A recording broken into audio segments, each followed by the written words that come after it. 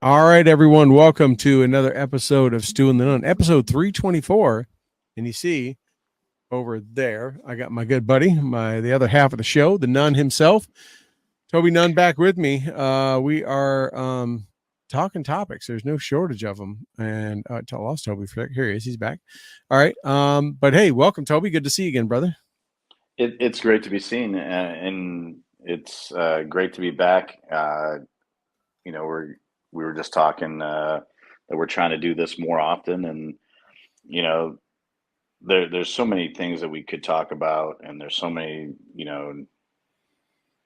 people that we need to like reconnect with, and there's so many like great viewpoints out there. We need to start getting back into these things because dialogue is the key to civility.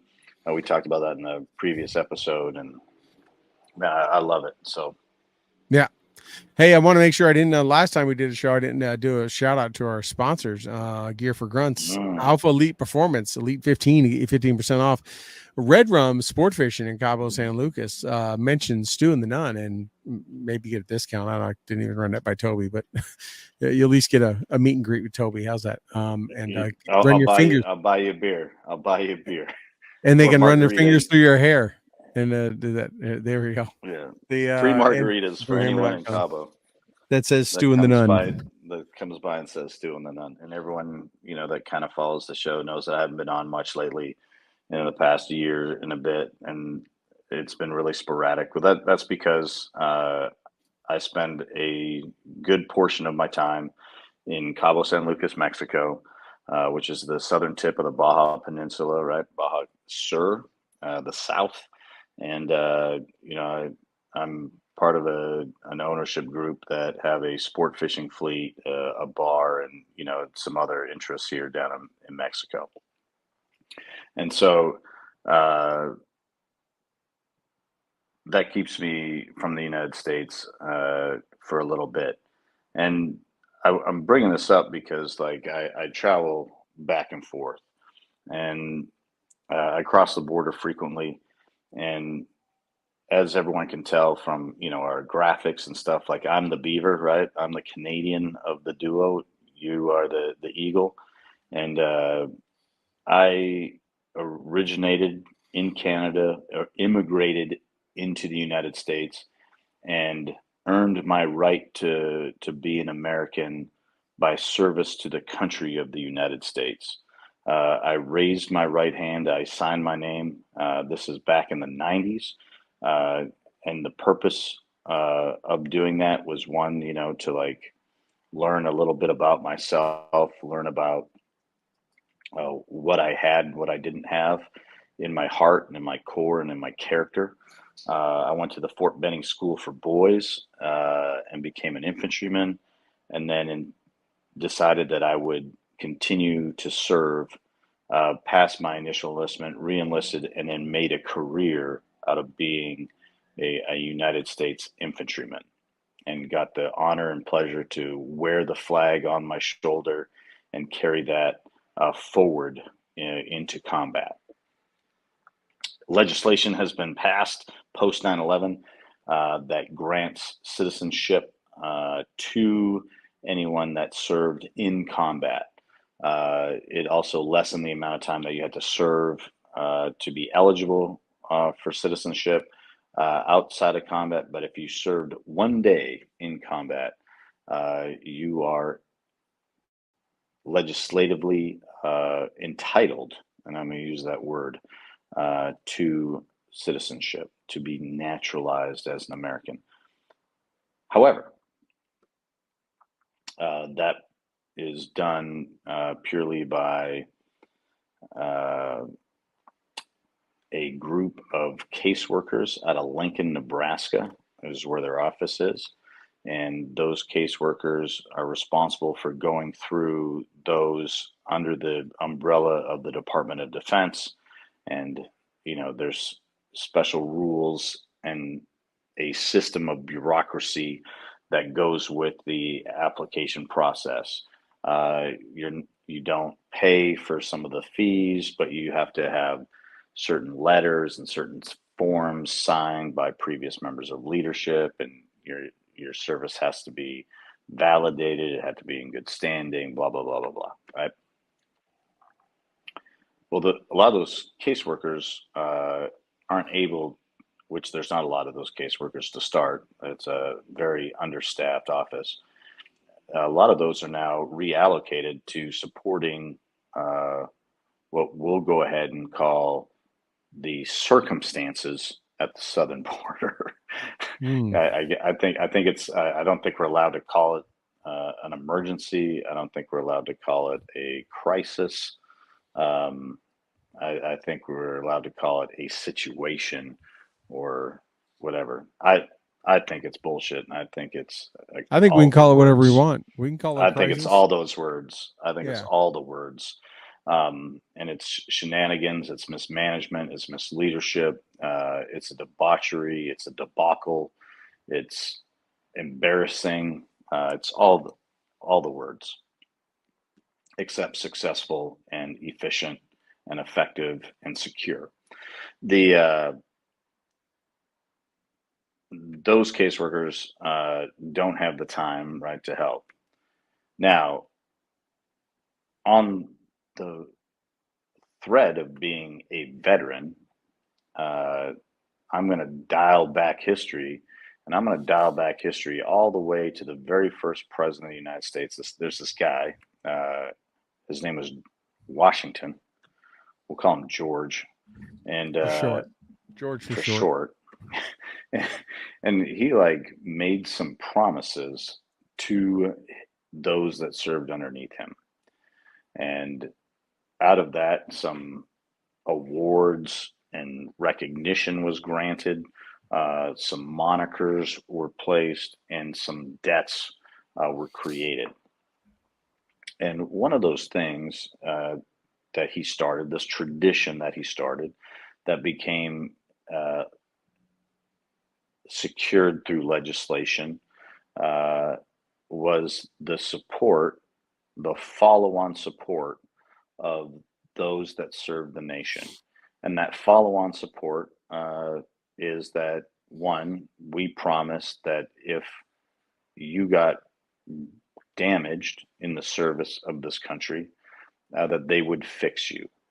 And, you know, if you served the country in a certain capacity and earned certain accolades, you were entitled to a burial.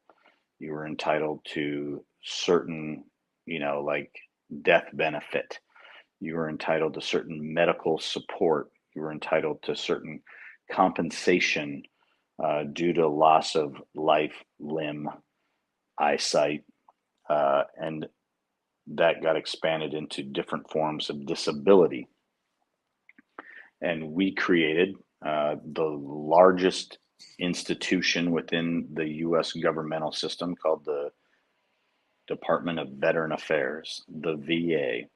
And with that, the VA built medical centers throughout the country to which they're housed to help accommodate and service the millions of Americans and some non-Americans that serve this fine country, and to bring them back to good health and help their mental health and to provide them with what they need.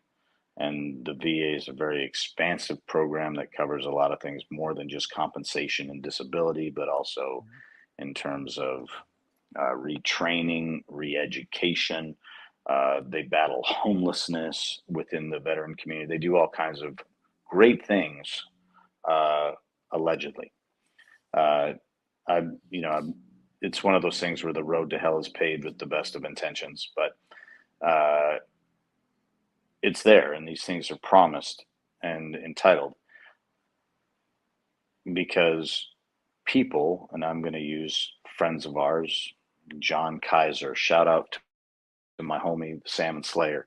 My one-eyed homie that gave an eye in his face to the cause. Real Blue Custom Rods, Command Sergeant Major John Blue gave his leg. Leroy Petrie, all of our people that we know or friends that have given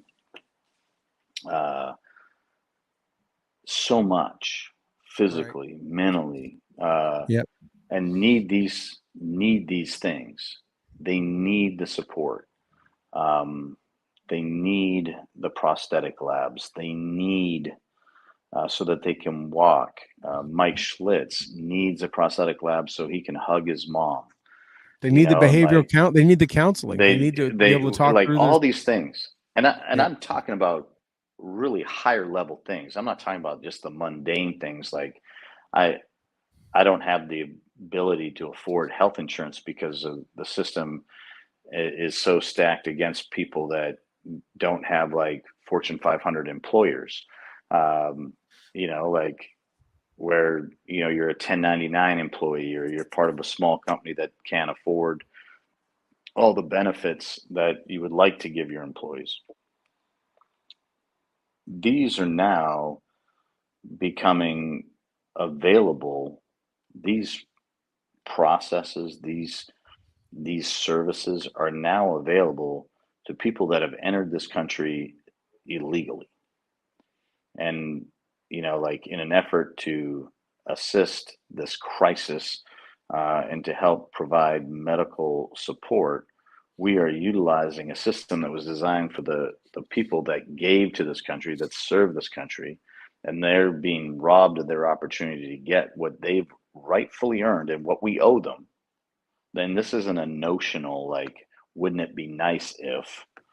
This Right. is a real thing that we are shortchanging the people that really earned and deserve these services, i.e. the people the entire system's designed to serve, for people that have not done a thing for this country except enter it illegally.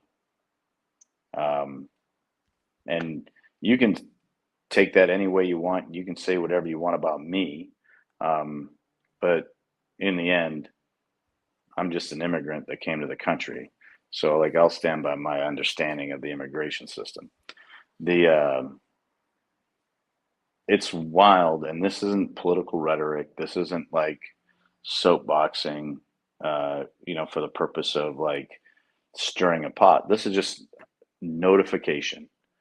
Did you know that veterans are being denied services because they have been deprioritized by the current administration to someone that entered the country illegally?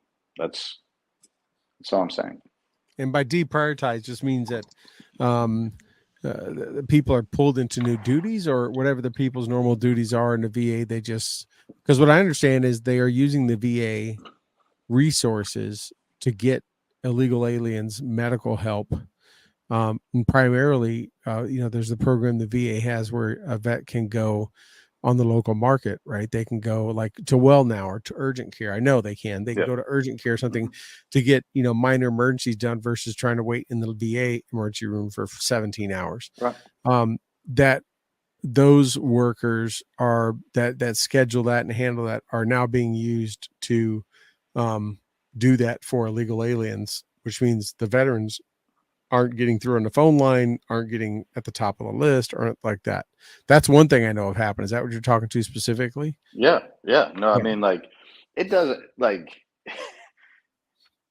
if you allocate $10, if you allocate $10 away from the veterans, That's $10 not getting. Yeah. that's $10 not going there. It doesn't matter if it's I'm taking a doctor out of this emergency room and, like, putting it into this emergency room. I'm moving a doctor from this facility, or a nurse, or a Right. nurse practitioner, or a PA, or a counselor from this location, or I'm allowing people to come into, like, this location. Like, you you are choosing you are choosing a criminal over someone that served the country. Yeah, and it's a criminal because they're breaking the law um by entering Yeah, this and country illegally. yeah, and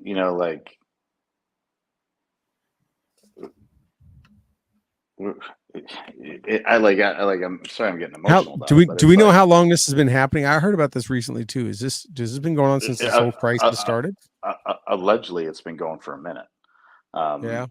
But, like, you And it's know, not like the VA is known to just like have nothing to do with just, no backlog, you know. but again, like, this isn't something that, you know, let's use, like, a commonly used word that isn't always appropriately used.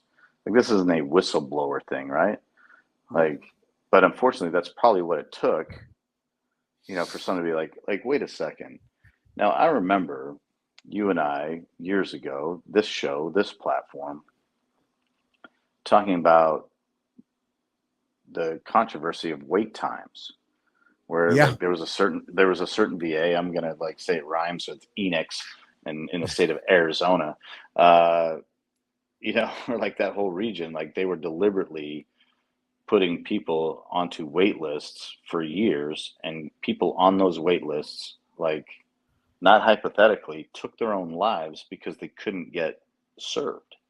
Right. Some of which did it in waiting rooms, Austin, Texas. People that did it in parking lots, um, because they went to get the help they needed and got denied those services. So this isn't rhetoric. This isn't, wouldn't it be cool if. This is just a harsh reality.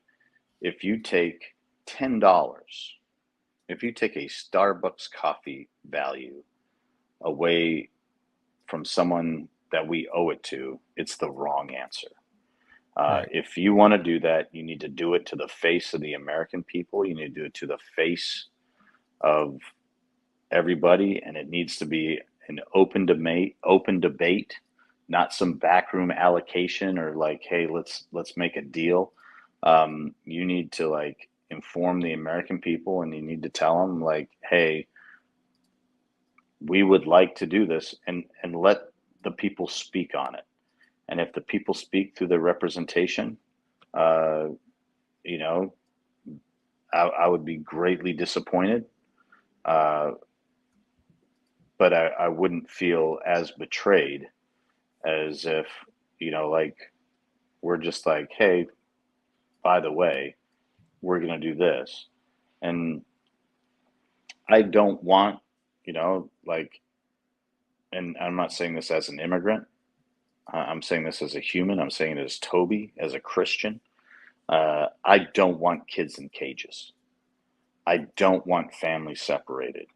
Right. I don't want women and children to be exploited uh, for the cause of greed and criminality.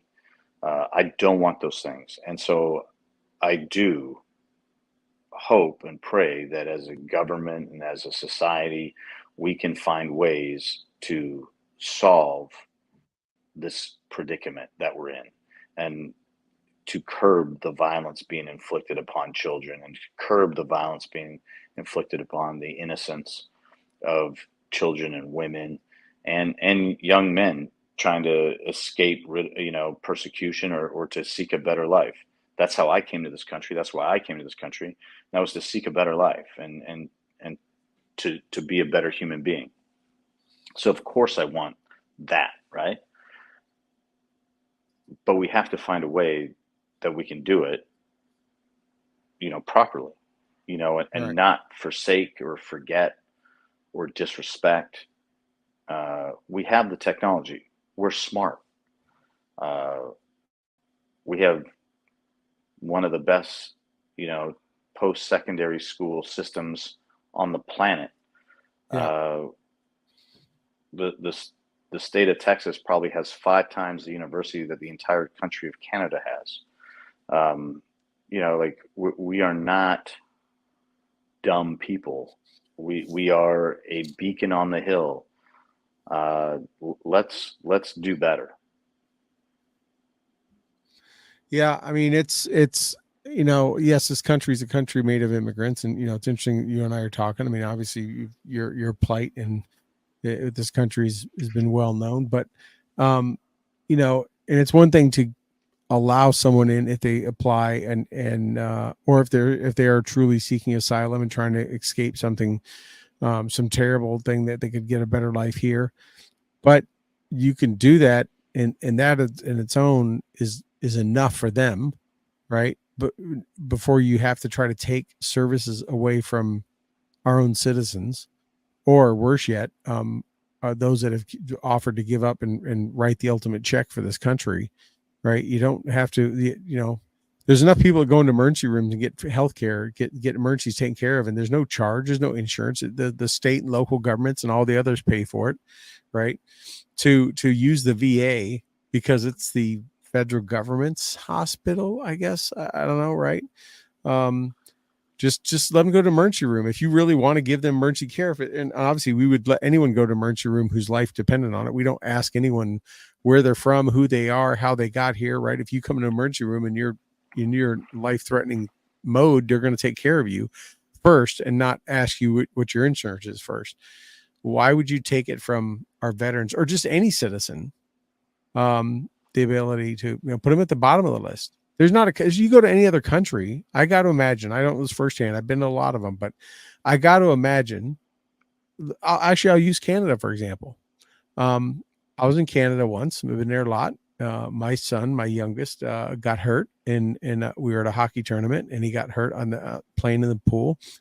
And the first clinic we went to, which was right next to the hotel, said when they found out we were Americans, said, "Nah, we're not taking you. The one up the street 3 miles is and then probably said kilometers, but that'll take you." This was right next to the hotel. They would not see. He was bleeding profusely from his chin, a little boy at the time, and they wouldn't take him. Said, "No, we don't take Americans." Right? So I drove up the road, threw my credit card down, got to the front of the line, and was not sewed up well, and out while everyone was still in the waiting room. They never even moved. We weren't, if you don't have your health card, you got a credit card, you go to the front of the line. But that's at a very westernized, modern, mature country that shares our same values and beliefs. And guess what? They didn't let me just go anywhere I wanted. I had to go to somewhere else. They didn't No, let me like take. so I'm in Mexico as we speak, and if something happens to me here, I cannot go to the socialized medicine or medical system, right? I Where do you get help at? How do you get help down Well, there? there's a private clinic I have to go to, and I've been there. Like, I had a nice large hook removed from my nose. Oh, that's right. I've stabbed myself, like with a fillet knife. Um, I've had a couple of clients that have fallen. you know, different things that I've, had to deal with here, and you have to go. It's called the AMC, the American Medical Clinic, and it's a cash operation, right? Yeah. And like you don't get those services for free because you haven't paid into the system. Right.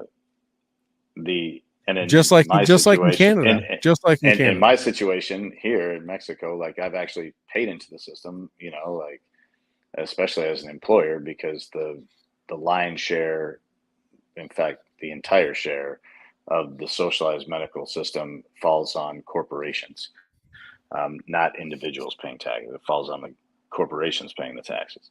And so, like as someone that contributes to that, I can't even go to it. It's just, it's the lack of prioritization where we've then said, and this, I guess, is a nationalistic standpoint, which you people flinch when you say that word because they're like, well, that sounds like Nazis. Like it's okay to be proud of where you're from. It's okay to be proud of where you're at. The best unit in the Army is the one you're in, right? And you should be able, to know that if you contribute into something, like, it's yours, you can use it. And it's okay to be offended if people are jumping the line that haven't contributed for whatever service it is. Like if I order a pizza and I'm waiting in line for pizza and someone just walks up and takes the pizza that hasn't paid for it, and I've been waiting, like it's okay to be mad that that person took your pizza, and it's okay to say, hey, that's not your pizza. Like it's such a wild thing that we're like, oh, you can't say that, or you can't do that. Like it's wrong to feel that way. Like it's not wrong to feel that way. It's totally. We shouldn't be giving these things, or let me rephrase that. It's okay if we give these things. We just need to know that we're doing it and not do it And in who a it's back coming room, from. and know where it's coming from. Right. So Like in the pizza example, right? If the pizza place has a special at you come in at noon and you're wearing an American flag hat, you get a free sliced pepperoni. That's cool, and you're waiting on it. But some dude comes in and buys 5 large pies, and he's dropping a credit card. They're probably going to wait on him first. He's a paying yeah, customer. and here's He's the out, thing, like right? That was if like you're with so me with my experience, right? yeah, They those people all sat in a waiting room. They took 100 back. They sewed them up. We were out of there. It was the fastest medical thing I ever had to happen. But I paid, and they ran my card, and I'm done. And now they go back waiting on someone else. That's the price of getting it for free. we're also part of the greatest country on earth. That, like, if you're hungry and you came into that pizza place and I had ordered a pizza and I was waiting for it and I saw that you were hungry, if you gave me the opportunity to give you a piece of pizza, I would give it to you. Like You know, no one's gonna withhold you what you need. Um, like if you really truly need it, and if you ask. But to tell me like, hey, sorry, like that, we're just gonna give your pizza away. well, No, my company and my previous company are both out of Austin, and I've spent more than my fair share on 6th Street.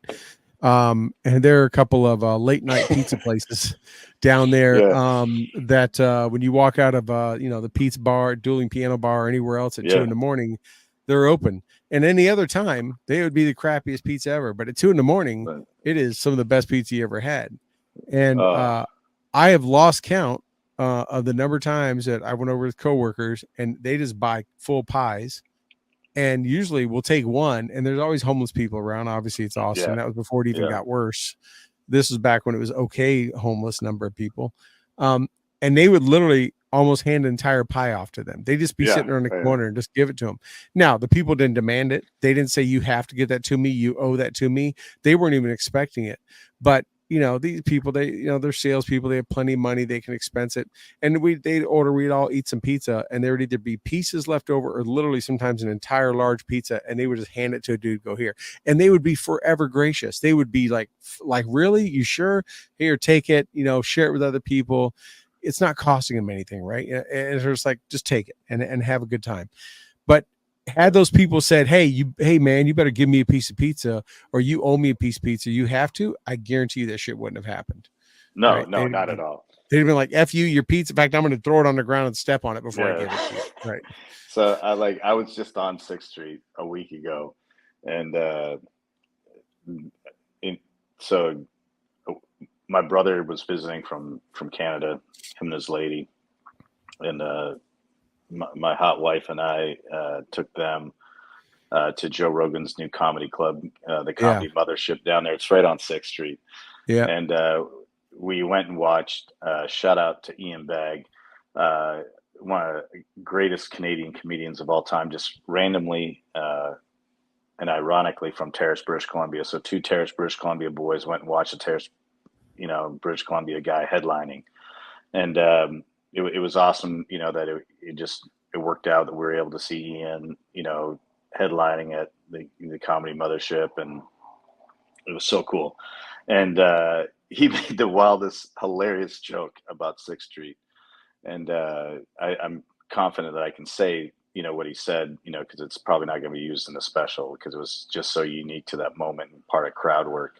But he made the joke about 6th Street, how it's open, 5 days a week, but they close it 2 days a week, to traffic.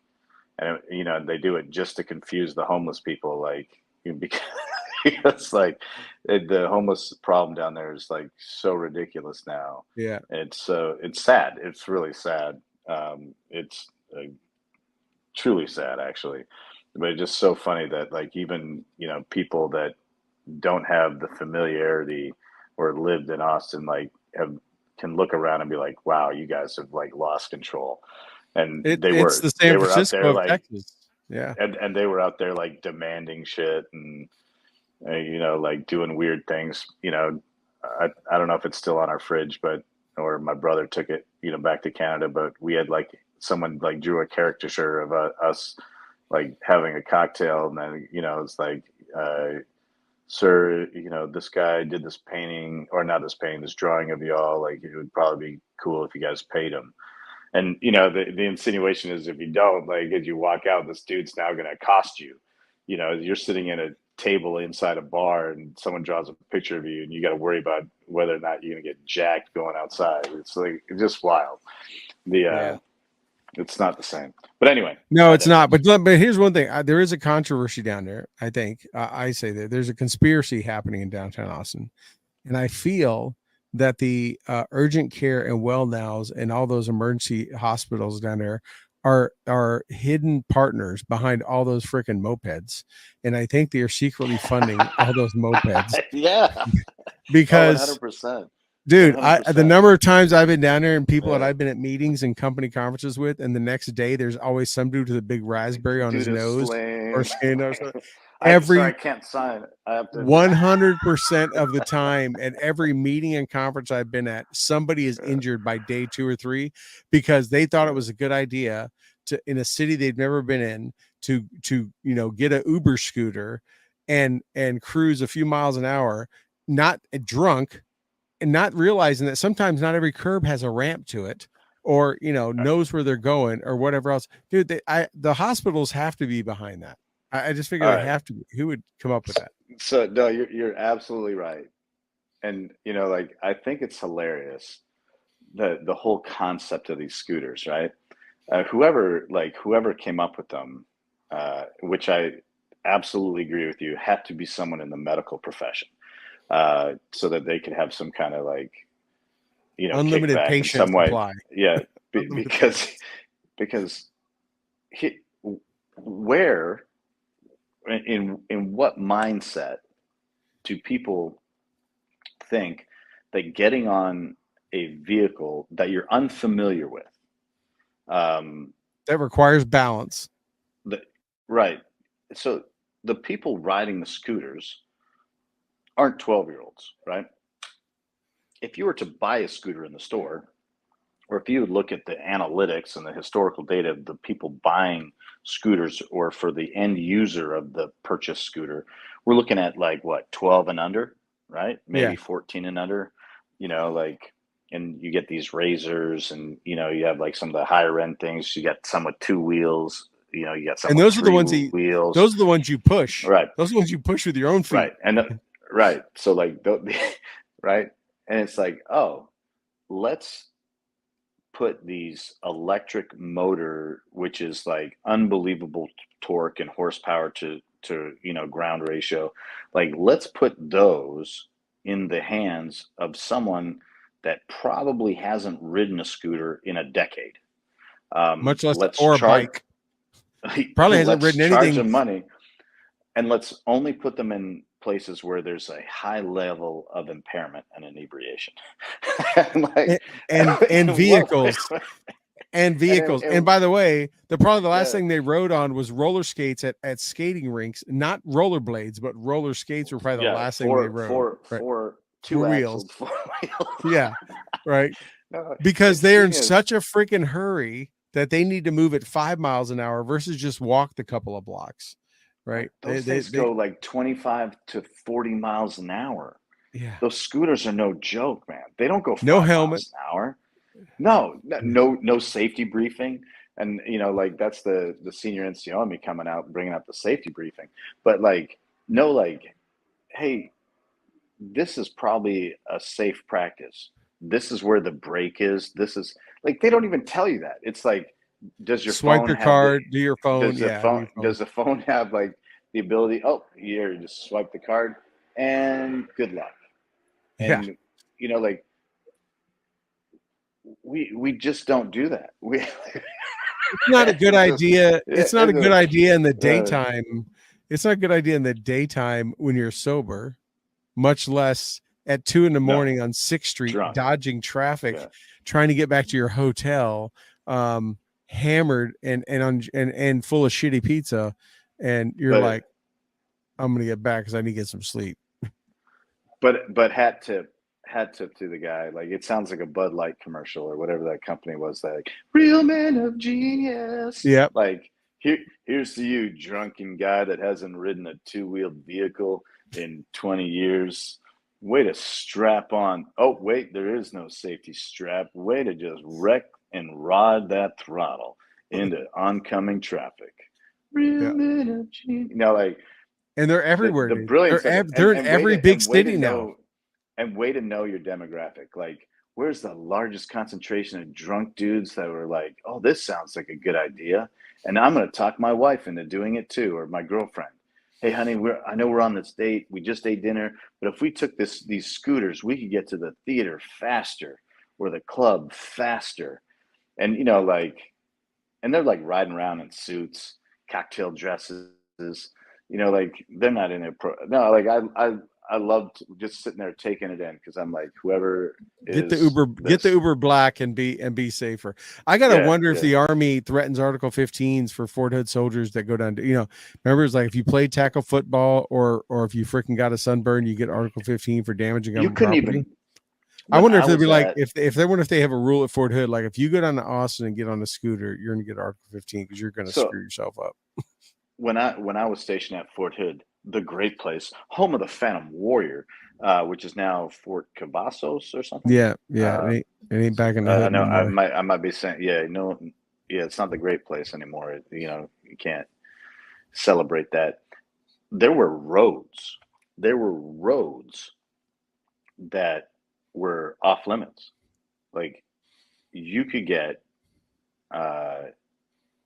Article 15s. There were clubs, which is that were off limits. Yeah, there were clubs, but there were roads. There were actual roads that your licensed, registered, insured vehicle were not allowed on.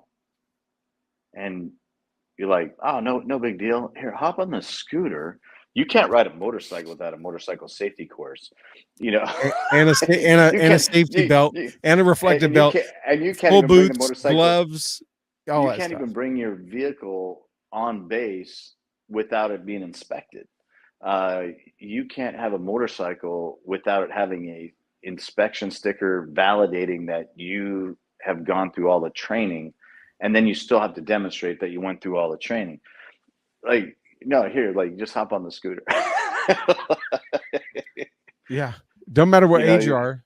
Doesn't matter I'm what age you are. sorry. I'm sorry I missed the APFT this morning. I was at sick call. Why are you in a sling, Private? Well, First Sergeant, We went to sorry I 6th can't get a Street. parade rest. I was on 6th Street. Oh, you punched some like college kid in the face and you broke your hand. No, First Sergeant. Nothing so cool. I was drunk and rode a scooter. No. Anyway, Yeah. I digress.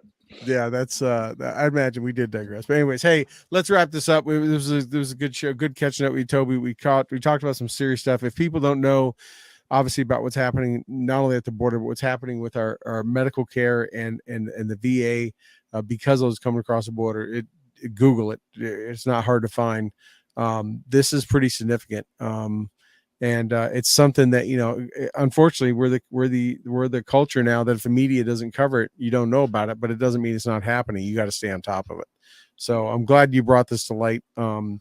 And also if you're going to Austin or any major city, think twice about using a scooter. So because, you know, big things fall harder, especially when they're 30, 40, 50 years old. You ain't bouncing back like you used to. So you may bounce, but you're not bouncing back. Give yourself a field sobriety test before swiping on the old Lime scooters. Yeah. If you wouldn't go home with that when you're sober, that's your first sobriety test. Don't follow it on a scooter to go home with it then, because and that's also your weekend safety brief for the opposite sex. There you go. That's it. From two former senior NCOs. There you go. But all right, Toby. Well, hey, good talking to you, brother. We'll be doing more of these. Thank you, everyone, for tuning in, and stay tuned. Keep up on our socials. You know where to find us. Thank you so much, everyone. Have a good night, Toby. Have a good night, brother.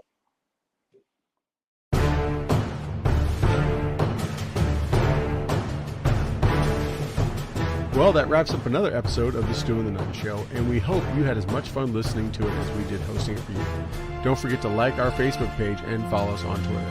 You can find all these links at stewandthenunn.com. We will talk to you again next Thursday at 8 p.m. Eastern, 7 p.m. Central. Also, we'd like to thank our sponsors, Commodity Outdoors, Veteran Outdoors, and Listen 9 Fight Company.